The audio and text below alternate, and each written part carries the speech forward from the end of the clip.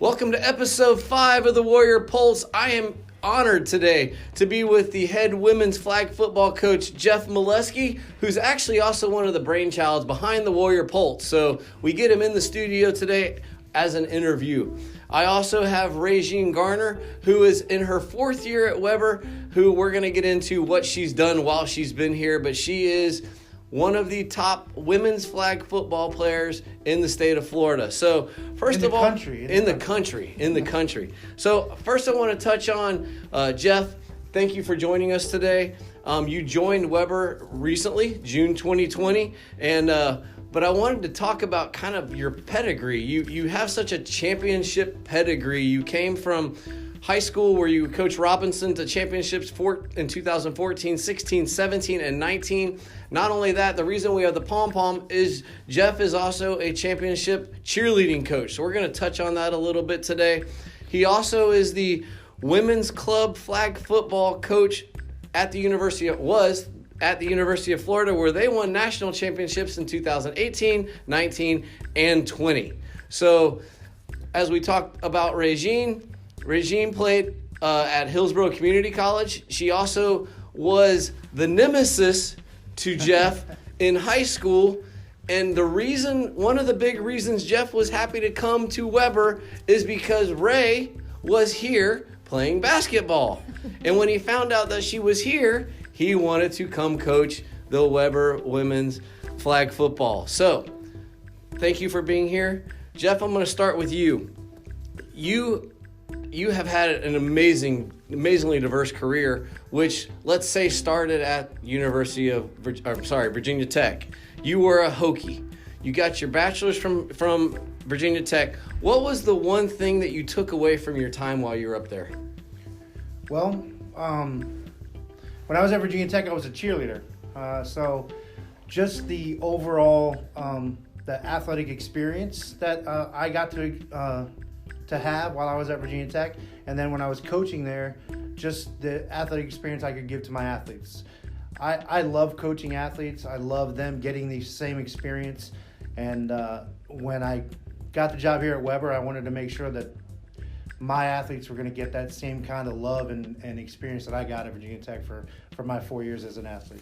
I've got to ask you, when did the Inner Sandman thing start at Virginia Tech? Because I've seen videos of that. Did you get to experience that? Yes, that's a funny story. I don't remember when it was. It was sometime when I was there. But I used to be the guy that ran the big flag out in front of the team, and it's crazy because I get goosebumps talking about it sometimes. But when you lift that flag up and Enter Sandman starts and the whole crowd is jumping and the place is actually shaking. It's seismographically researched. And I lift that flag up and the crowd goes crazy as the football team ran out of the tunnel. And I'm getting goosebumps again talking about it, but it's unbelievable. And every time I get to see it on TV now, or if I ever go back and get to see it, I get goosebumps every time I talk about it.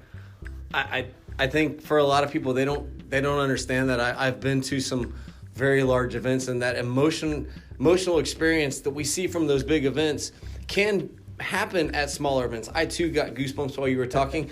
Real quick before I get to Ray, I have a question for her regarding that.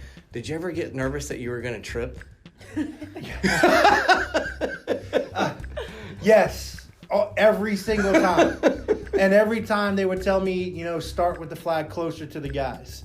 And then I always thought, I'm going to trip, and 100 of these college football guys are going to run over me. But yeah, almost every time you always sit there and you're looking back behind you to make sure no one's in your way so you don't run them over.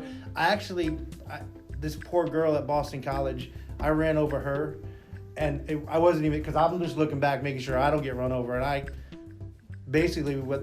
cross-checked her with the big flag and knocked her off her feet. I was always scared I was going to trip. A couple times, the wind's blowing the wrong way and you turn around and you got a 15-foot flag and you can't move. There was one time I had to call my friends, hey guys, I need some help getting this thing back and I'm stuck on the field. But yeah, every single time you're always wondering what's going to go wrong here, and because you got 50,000 fans watching you, it's a little nerve-wracking sometimes. So, Ray, you are a fifth-year athlete. You hear stories like that. Those experiences, although we see them on the grandiose TVs on Saturday nights, Tuesday nights, depending on what the game is, what's something that, like, you felt that same type of emotion, whether it was high school or your first year at Hillsborough or now here at Weber? I would definitely have to say high school, playing basketball with my teammates. We always got really hyped. Like in the old high school gyms, you have a kind of tunnel, then you have to get to the door. Yeah. And we'd stand at the door, beat on the door, holler, open it so everyone in the gym could hear it, even the opposing team. And like we just get so hyped. And the cheerleaders would come and make this huge long tunnel. And like they just get the floor shaking. It's like just like how you said it. We have a small school, so like you could feel everything. And we'd come out, run, and the crowd would go wild. So it was just like that was my big feeling in that small moment. So that brings me to something. You've experienced it at a massive level. You've experienced at the high school level. Weber is a small school. Mm-hmm. It's a tight-knit community. Can you imagine that atmosphere? You get athletes and students to come out and support, and what could happen. I've seen it with some of our arch rivals that we play, and those gyms start rocking. And I know that for certain games, but can you imagine that every game is a rival game? Think about the growth potential that could happen there. I also wanted to touch you were a high school flag football standout, and like we talked about earlier, that's one of the reasons he's here. What made you decide to come to Weber? All in all, it was close to home. Like I'm a big family person, and my family hasn't been able to make it to many games because although it's close, it's still far. And with the environment when I first came in, it was like very welcoming, and like everyone treated me just like I was family, and like I literally just got here, not even a weekend. And anytime I needed anything, people just lended out a hand. Hey, here's my number. If you need anything, need a ride or food or anything, they just, reached out. And I was just like, okay, I'm home. And ever since then, I've been here for a while. Yeah, you definitely have made an impression here, being that you came for basketball, you got into volleyball, you've done beach volleyball, and now you get to do flag, which I'm going to get back to that in a little bit. Jeff, you have, like we talked about at the opening, you've had such a diverse career. You've coached soccer, basketball, cheer, and flag football. What have you garnered from such a diverse career? I guess different styles of coaching. You go through and you have mentors, obviously, where you're looking up. My old high school basketball coach was one of my big mentors, and just different styles in the way they coach, because you realize that some styles of coaching don't work for some kids, and it's funny. It wasn't until about 3 or 4 years ago where I had an assistant coach tell me about the 5 languages of love. I think that's what it's called, right? Where some of them is like reinforcement and just and you start to realize that makes a lot of sense. Like some kids need to be yelled at, this is what you got to do, and some kids need to be, hey, you know what? We'll get them next time, or or they need just a tap on the shoulder, like it's gonna be okay, everything, So and some people need gifts, and you just gotta find who is what, which kid needs what, and like I've always said, all of the athletes are different. I mean, you can say that you're going to treat everybody the same, but in all reality, that's not reality. I can treat Ray different than I can treat somebody else, because I know what she's done in her life, what she's done in her sports career as an athlete, and I know what she can take and what she can't take. So, I mean, I'll go and start again on Ray. One of the things when I applied for this job, it was really funny. I applied for the job and I was like, I might have a pretty good chance to get it, because I knew I kind of know what I was doing in this, and I had a good background and everything else. And one of the first things I did was I went to the Weber website and I got on the soccer page and I looked at the roster to see if I recognized any names that had played flag football in high school. And then I get to the volleyball roster and I look for names on there, and then I look at the basketball roster and I'm like, RayGene Garner. That's that girl from FAMU High School that kept them in the game in the state semifinals against us in 2015. I was like, I probably need to reach out to her as soon if I get this job. And the funny thing was, I didn't have to reach out to her. As soon as I got hired, like 2 days later, she reaches out to me, and I was like, "Oh, this is fantastic! I'm good to go now. I got RayGene. I'm good. I'm okay now." But yeah, that's what it is. Just different ways to treat athletes and know what they're going to respond to. Well, I have another question for you, but I'm going to bounce to you because he talked about you have to treat athletes. What type of athlete are you?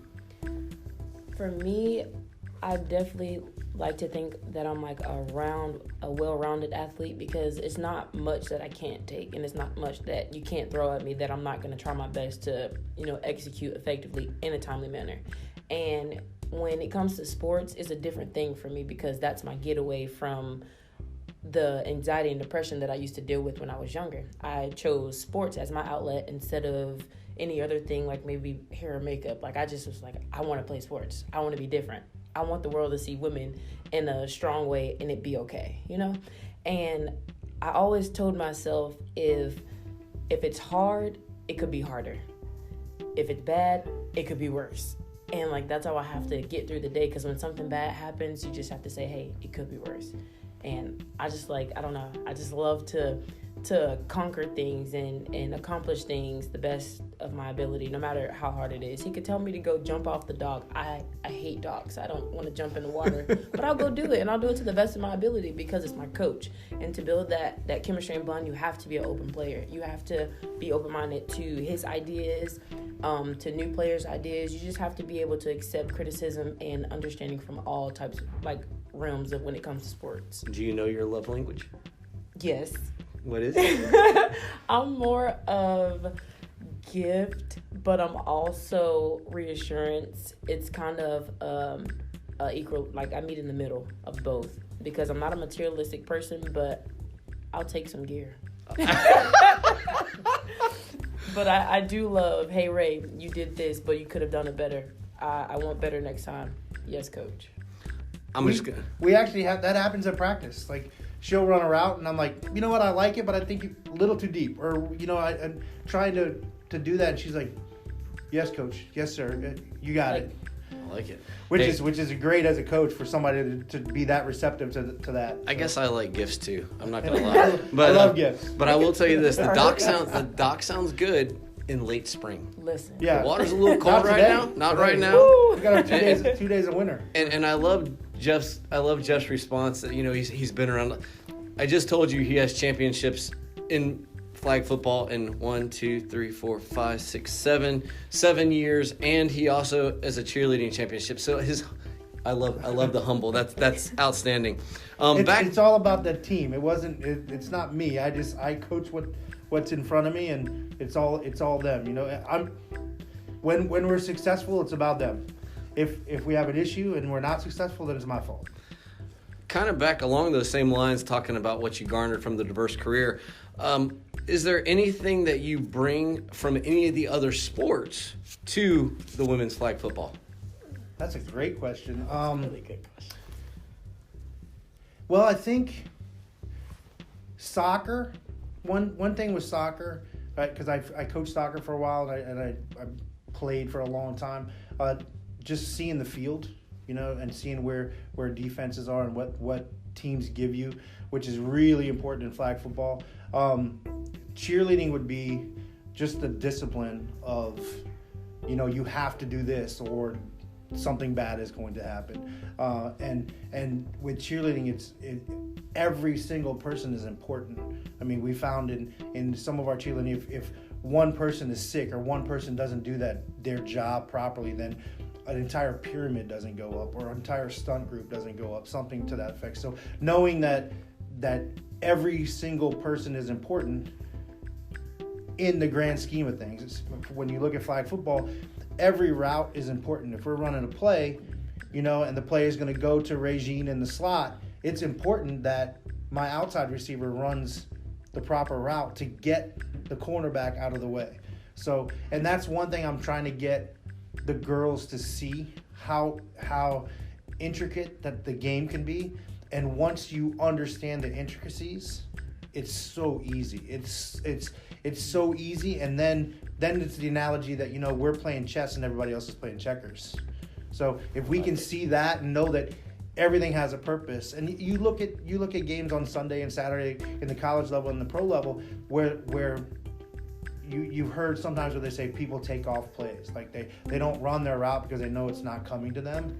That's not something we're going to do in flag football, because every single person is going to be important to move somebody else. And then when I talk to quarterbacks, and Ray has been a quarterback, then it's a matter of reading what that defense gives you, just like in soccer or that.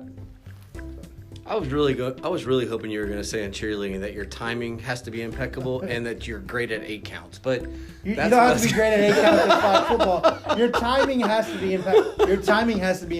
Yeah, 100%. That was my only joke I had. So I was hoping that you're like you know. I've been counting to 8 forever. So. For both of you, this is actually for both. We'll start with Ray. What is your greatest sporting moment?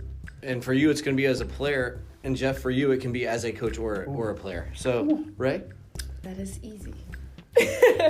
Actually, it was last year, actually going to the conference championship and knocking out the number 1 team in our conference. And I had a lot to do with that. Their number 1 player was number 10, so that's a coincidence that you guys say that. Yeah, we were talking about earlier. Yeah. Little off-camera, behind-the-scenes stuff we were talking about. I got her out of the game in the first half, and it was easier for my teammates to maneuver and run plays more fluently, and for me to actually get in and, run plays. So that moment there, that was a great feeling to knock off a team that kind of disrespected you just by walking in the gym. I can see the smile on your face. I appreciate that is such a genuine response. Yeah. Jeff? My favorite, most memorable sports moment as a coach or a player, I have so many as an actual cheerleader at Virginia Tech, just going to bowl games and stuff like that. But players, I'm gonna sound real. I hate sounding like this, but I have 6 state championship rings in the state of Florida, 1 for cheer and 5 for flag. But every single one of them is different.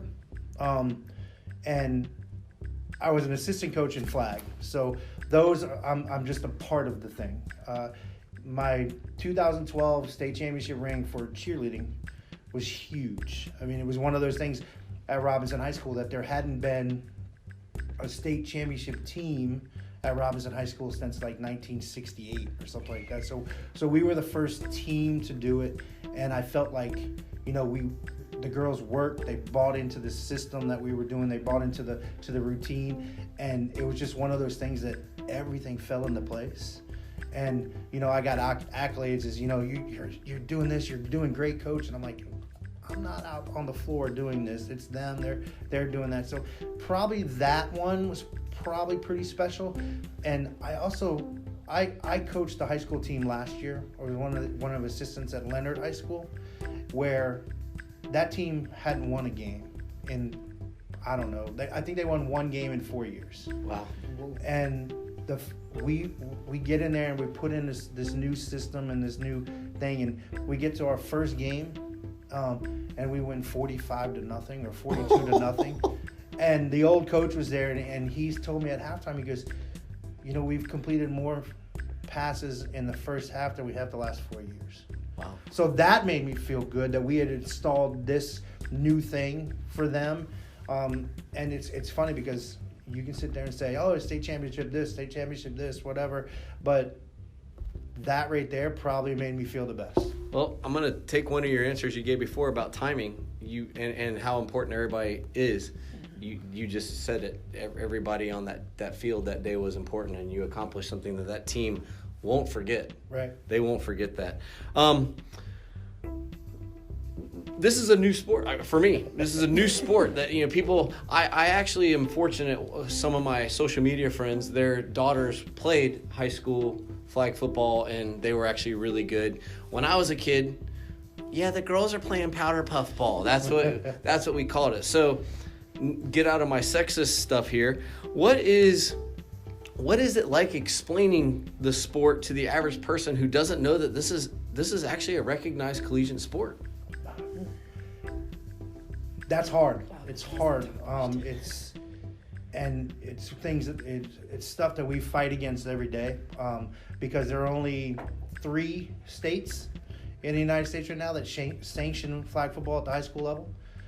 And one of them is Florida, and Florida is the hotbed for flag football. If you ever get a chance to go out and watch a high school game, it is so completely different than what you're used to with powder puff. And I think one of the biggest things for me is to get everyone that doesn't know what flag football is out of the mindset that it's powder puff. I will tell you that our strength and conditioning coach, Ricky, here, when he first found out that he was going to be the strength and conditioning coach for flag football, he was not happy. And he told me that. He said, I couldn't believe they were giving me such a waste of my time. And that's the mindset that we have to get a lot of people out of. And then just a week ago, he said, Coach, I'm never leaving flag football. He goes, I will be at every game. He goes, the girls that come into the weight room and do their weights are some of the best athletes I've ever had. So how do you change that mindset? You've changed one person. How do you change that mindset to my father-in-law, or the guy at the Babson Park Diner? How do you change that? They got to come out and watch. They got to come out and watch. I mean, we're going to run, and it's crazy for football people. We're going to run a no-huddle offense, which is going to be fast. We're going to run, for the most part, this is crazy because I'm going to throw football terms. We're going to run a Tampa 2 defense. If anyone knows a Tampa 2, it's one of the harder defenses to run. We're going to run a Tampa 2 defense. We got some other stuff that I don't want to talk about for defense that we're going to throw into some teams.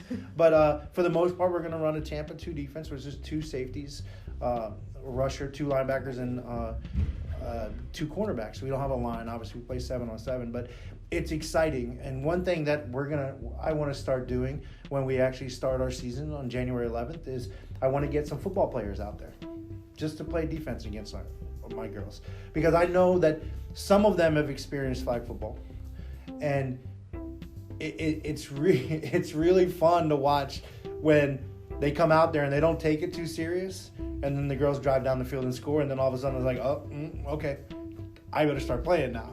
And that changes their mindset. And then, word of mouth. If my girls are talking to everybody on campus and professors and everything else, because I know we're here in Polk County, they don't have high school flag football, which is something that hopefully will change soon now that we have Warner and Weber, both with collegiate programs.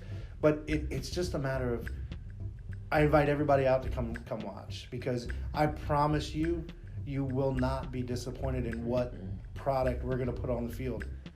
I've said from day one with these girls, I go, we are going to put a championship team on the field. I said, I've looked at all these other teams that are recruiting and doing this. Ray came up with our hashtag. Our hashtag is I choose us. I like that. It's nice. No matter what, over everyone. Yeah. So we're gonna, like I said, we're gonna put a championship team and program and just scheme on the field, and hopefully everybody comes out and enjoys it, and then everybody's mindset's gonna change, and we're gonna get all kinds of people here to watch and play and do everything else with flag football. I'm going to tie this in for you. You are such a dynamic athlete. Obviously, basketball was kind of your forte. You were obviously a disruptor on the flag football field. What made you decide to jump into the beach volleyball arena? Well, like I said, I went to a very small school, so literally everyone played every sport. Like everyone on the basketball team played softball. Everyone on the softball team ran track. Everyone that ran track played flag football. It was literally, we all played on the same team. And no one had a volleyball team. No one heard of a volleyball team. But my head coach came up to me. His name's Chevron Screen. Till this day, still, that's my second dad. Love you, man. But he asked me, he said, do you want to play volleyball? I'm just like, well, I don't know how to play, and I don't know what to do, but I'll learn. And he was like, it's okay, just join the team. So I joined. He trained me a whole summer. I know those workouts you're talking about. A whole summer of just straight hitting, passing, setting, and just getting the feel for volleyball. And I started my 6th grade year on varsity as a starting setter and set an amazing game. And ever since then, like, it was just in the air. And he taught me how to hit, but I wasn't as confident because I was a little bit shorter and a lot smaller. So, like, I was the tiniest one on the team at the time. But as I grew and matured within the sport, I was able to get into more positions, and outside was, like, my go-to. And I was actually a part of the All Big Bend first team my junior year in high school, and it was a surprise because I was just like, whoa, like I'm that good to be mentioned, something like that. And I love it. Volleyball is literally like my second sport now. It goes flag football, then volleyball. It just goes to show you that athletes are athletes. You can't coach that. You can't coach that athleticism. You could I promise you, if the women's lacrosse coach came up to her and put a stick in her hand and said, "This is what you do," Ray would be one of the best players out on the lacrosse team too. So I don't think there's anything she can't do, and those are the athletes that I'm trying to go after all the time. That people say, "Hey, you got all the quarterbacks," and I'm like, quarterbacks are usually the best athletes on the field. So yeah, I'm gonna go after the quarterback. And if I get all the quarterbacks, no one else can get them. Second to last question for you, Ray. Mm-hmm. Did you ever think that you'd be getting ready to suit up to play college flag football? Honestly, no. That's a very personal question. And like when you before you ask it, I felt it coming, and I was like, I don't even know how I'm gonna answer this because it's something I've been fighting for my whole life. I mentioned this to a few of my teammates not too long ago. If there had been flag football in college when I first graduated high school, no other sport would have been played in college but flag football. That's just how much it means to me. It gives me the empowerment that I need. So, like, I'm still nervous. I really am. Like, even with practicing and weights, like, I go my hardest and I give my all, but it's still surreal to me. It's just like I'm in college playing flag football. Like, I'm getting paid to get my master's to play flag football. And it's I can't fathom. Like, I'm trying to wrap my head around it, but I know when I step on that field, it's on. That's all I have to say. If you don't see the passion of Ray and of Jeff, you're missing something in this conversation, because you can see there's I feel it sitting in their presence. Jeff, I'm going to finish up. I have two other questions, but I'm going to finish up with this one. Then I have a question for both of you. What is the overall goal, besides winning a national title, that you want to achieve with your student athletes here at Weber? I want them to get the entire athletic experience. I want them, and we've had things turned upside down with COVID, obviously, but I want them to get the entire athletic experience. One thing that I loved about being an athlete in college was the weight room. Having your own strength coach that cares about you and wants you to get better. Mm-hmm. Having just the simplest things, from being able to, at Virginia Tech, the athletes got to pick their classes first. Just stuff like that. Like going to a basketball game that meant something. And I was there when it was the ACC right before the ACC, so it was the Big East. But I mean, I got to be on the court with the Connecticut women when they were on their run. Yeah. I got to see Michael Vick play in person. That whole thing, just being able, taking a random Tuesday night and taking a break from studying because there's a basketball game at the Coliseum, or, that whole Saturday where you're up at 10 o'clock in the morning because you got to be at the gym at 11, the game is at 1, and then you don't get done till 4. By the time you're done out of the gym, it's 5:30, 6 o'clock, and you're still on a high because you just beat Miami. You know what I mean? It's just that whole, I want them to get that. I also want everybody else that's here at Weber to just embrace the product that we're going to put on the field. So that's what I want more than anything for them and for everyone involved in the college and the sport. So that's my thing. Well, like I said, it's going to be neat to see something that none of us as college administrators, coaches, we haven't seen this, so it's going to be neat. So my last question is the same last question. Ray, we're going to start with you ladies first. What does it mean to you to be a Warrior? And for you, Jeff, you get to think about it for a little bit. So Ray, what does it mean to be a Warrior? Honestly, to be a warrior, to me, it means being mentally tough. It means being aware of problems and issues, but not afraid of change. It means to be flexible. It means to be loving and caring.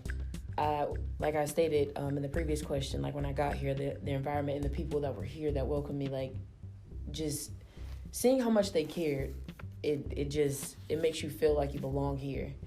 And it's something that I'll always take, pride in, being a warrior. Like after I'm graduated and family moved on, hopefully my kids want to come here.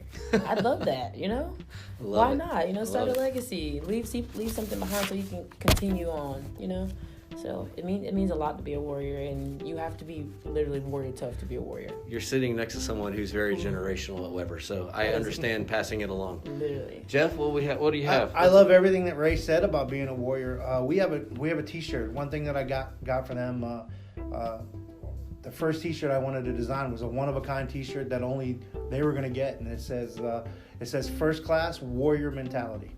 And what does warrior mentality mean? It means you don't let. If you go back in time to the warriors, the Spartans, the warrior, whatever, it was a family. It was you don't let your teammates down. You don't let your teammates down. You don't let your family down. You don't let your community down. That's what I think being a warrior is. And warriors help it out everything. I'm trying to get my hand in everything. I want to be at every basketball game, football game.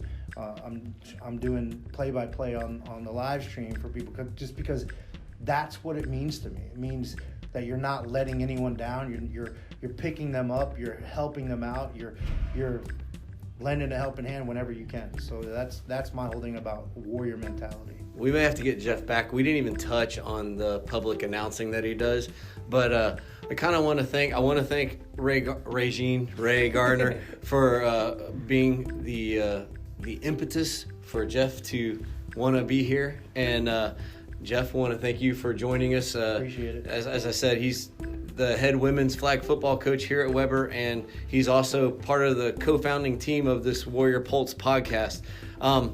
I always try to finish up with a quote, and I couldn't think of a better one today than this. It takes a person who is wide awake to make his dream come true. And I think Weber introducing flag football, opening up that opportunity, being a leader in the country, to get that initiative started through NAI, NFL Play, RCX, a couple other things, and getting that going is something that I'm looking forward to seeing here at Weber, and I look forward to seeing your all-star status out on the field. So thank you both for your time, and thank you for joining us for episode 5 of the Warrior Pulse. Goodbye.